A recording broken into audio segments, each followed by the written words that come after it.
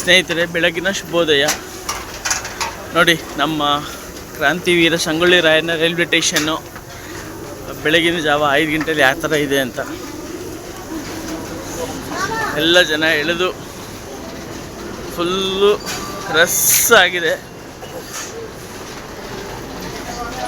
ಯಾವ ಥರ ಕಾಣಿಸ್ತಿದೆ ಅಂತ.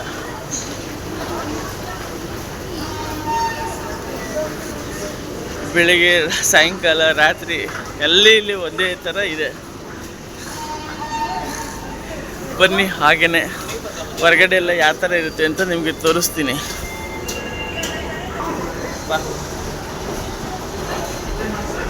ಇಳಿಯೋದಕ್ಕೆ ಒಂದು ಒಳ್ಳೆಯ ವ್ಯವಸ್ಥೆ ಮಾಡವ್ರೆ.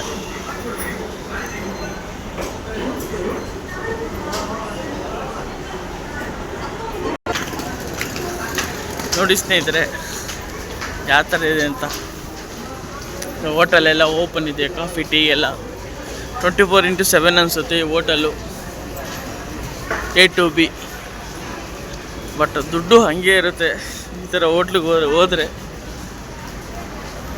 ನೋಡಿ, ಸೊ ಯಾವ ಥರ ಇದೆ ಅಂತ.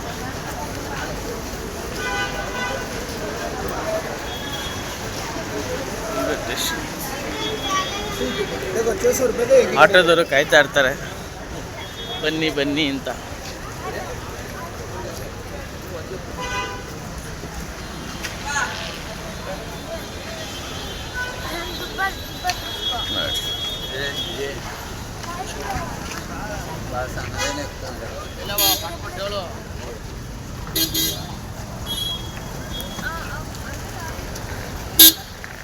ಇಷ್ಟು ಕಾರ್ಗಳೆಲ್ಲ ಬರ್ತಾ ಇದೆ ಪಿಕಪ್ಗೆ. ಇಲ್ಲಿ ಜನ ಹೋಗೋದಕ್ಕೆ ಅಂತಲೇ ಸಪ್ರೇಟ್ ರೋಡ್ ಮಾಡಿದ್ದಾರೆ.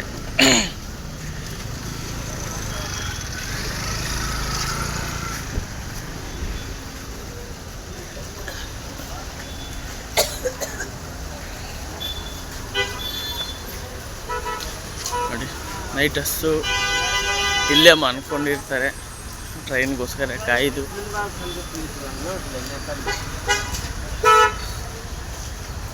ಅತಿ ದೊಡ್ಡ ರೈಲ್ವೆ ಸ್ಟೇಷನ್ ಇದು. ಪಿಕಪ್ ಮಾಡೋಕ್ಕೆ ಎಷ್ಟು ಕಾರ್ಗಳು ಬರ್ತಾ ಇದೆ.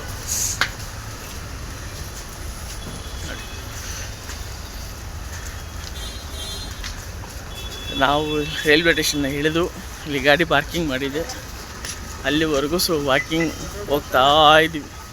ಇಲ್ಲಿ ಪಾಪ ಎಷ್ಟೋ ಜನ ಇಲ್ಲೇ ಅಂದ್ಕೊಂಡಿದ್ದಾರೆ.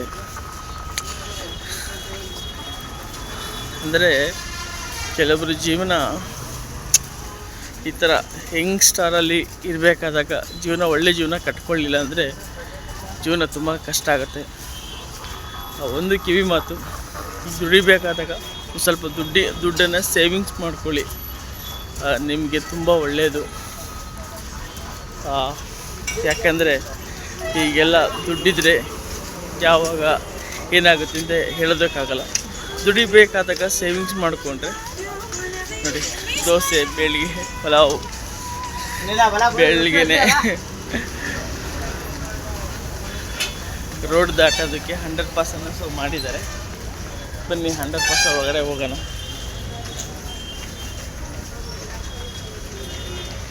ಇಲ್ಲಿ ಟೊಪ್ಪೆಲ್ಲ ಹಾಕ್ತಾ ಇರ್ತಾರೆ.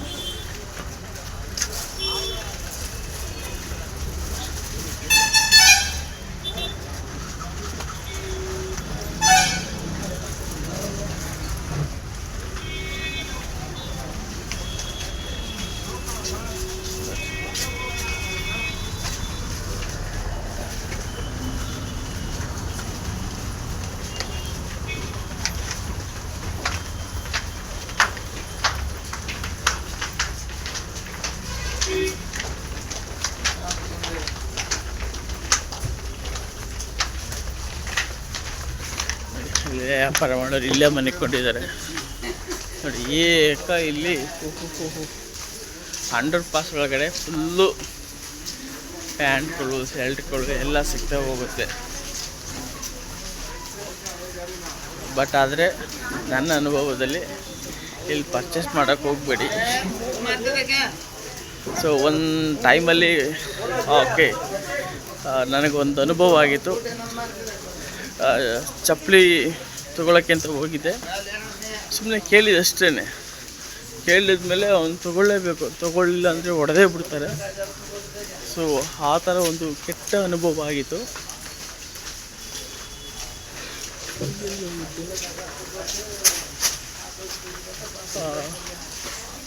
ಹೊಡೆದೇ ಬಿಡ್ತಾರೆ. ಹಾಗಾಗಿ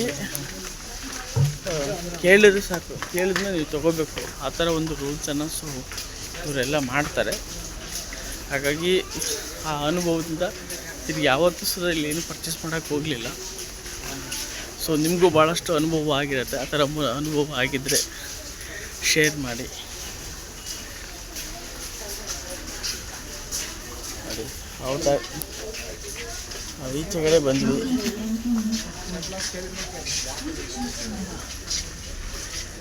ಅಲ್ಲಿಂದ ಪಾಸಾಗಿ ಈಚೆಗಡೆ ಬಂದರೆ ಸೊ ಇಲ್ಲಿ ಬಸ್ ಸ್ಟ್ಯಾಂಡ್ಗೆ ಸೊ ಕನೆಕ್ಟ್ ಆಗುತ್ತೆ.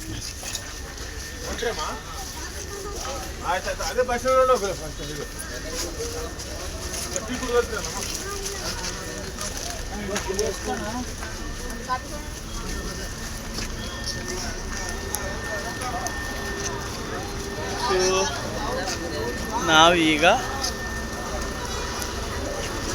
ಬಸ್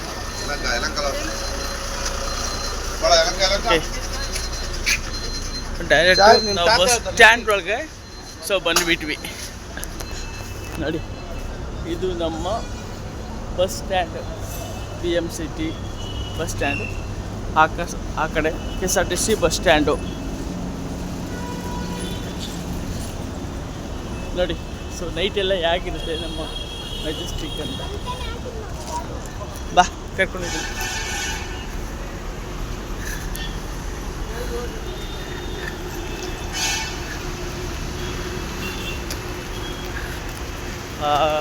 ಇದು ಬೆಳಗಿನ ಜಾವ 4:15 5 ಗಂಟೆಯಲ್ಲಿ ಸೊ ವಿಡಿಯೋ ಮಾಡ್ತಾರಂಥದ್ದು. ನಮ್ಮ ಡಾಕ್ಟರ್ ವಿಷ್ಣುವರ್ಧನ್ ಸರ್ದು ಫೋಟೋಸನ್ನು ಹಾಕಿದ್ದಾರೆ ಅಲ್ಲಿ ನೋಡಿ. ಭಾಳಷ್ಟು ಆಟೋ ಡ್ರೈವರ್ಗಳು ಕಸ್ಟಮರ್ನ ಸೊ ಪಿಕಪ್ ಮಾಡ್ತಾರೆ. ತುಂಬ ಹಾರ್ಡ್ ವರ್ಕನ್ನು ಸೊ ಕೆಲವೊಬ್ಬರು ಮಾಡ್ತಾರೆ. ಅದರಲ್ಲಿ ಕೆಲವೊಬ್ಬರು ಒಂದಕ್ಕೆ ಡಬಲನ್ನು ಕೇಳ್ತಾರೆ. ನೋಡಿ ಕೇಳಿ ಎತ್ಕೊಳ್ಳಿ. ರ್ಯಾಪಿಡೋ ಬುಕ್ಕಿಂಗ್ ಮಾಡಿಕೊಂಡ್ರೆ ಏನೂ ಪ್ರಾಬ್ಲಮ್ಸ್ ಆಗೋದಿಲ್ಲ. ಬುಕ್ಕಿಂಗ್ ಮಾಡ್ಕೊಳ್ಳಿಲ್ಲ ಹಂಗೆ ಡೈರೆಕ್ಟಾಗಿ ಹತ್ತೀನಿ ಅಂದರೆ ಒಂದಕ್ಕೆ ಡಬಲನ್ನು ಸೊ ಕೇಳ್ತಾರೆ. ಹಾಗಾಗಿ ಸೊ ಕೇರ್ಫುಲ್ಲಾಗಿರಿ. ಸೊ ಬುಕ್ಕಿಂಗ್ ಮಾಡ್ಕೊಂಡು ಹತ್ತಾಗ ಸೊ ನಿಮ್ಗೆ ಯಾವುದೇ ಥರದ್ದು ಪ್ರಾಬ್ಲಮ್ ಆಗೋದಿಲ್ಲ, ಮೋಸ ಆಗೋದಿಲ್ಲ. ನಿಮಗೂ ಎಲ್ಲ ಅನುಭವ ಆಗಿರುತ್ತೆ. ಹಾಗಾಗಿ ಒಂದು ವಿಡಿಯೋ ಮಾಡ್ತೀನಿ ಅಂತ ಹೇಳಿದೆ, ಸೊ ಮಾಡಿದ್ದೀನಿ ನೋಡಿ.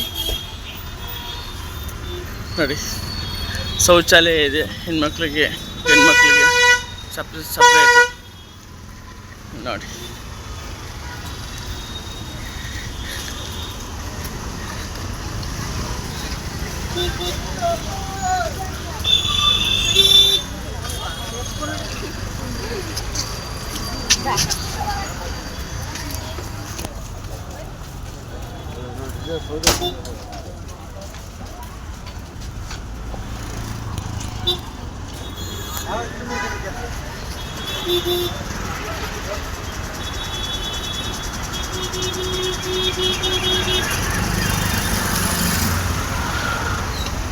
ನೋಡಿ ಇದು ಪಕ್ಕದಲ್ಲೇ ನಮ್ಮ ಮೆಟ್ರೋ ಅಂತ ಇದೆ, ಓಕೆನಾ.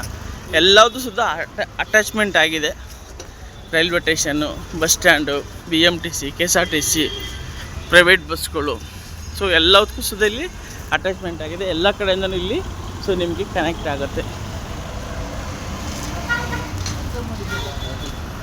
ನಮ್ಮ ಮೆಟ್ರೋ ಅದು ಅಷ್ಟೇ 4 ಗಂಟೆ 4:15 ಸ್ಟಾರ್ಟ್ ಆಗಿಬಿಡುತ್ತೆ.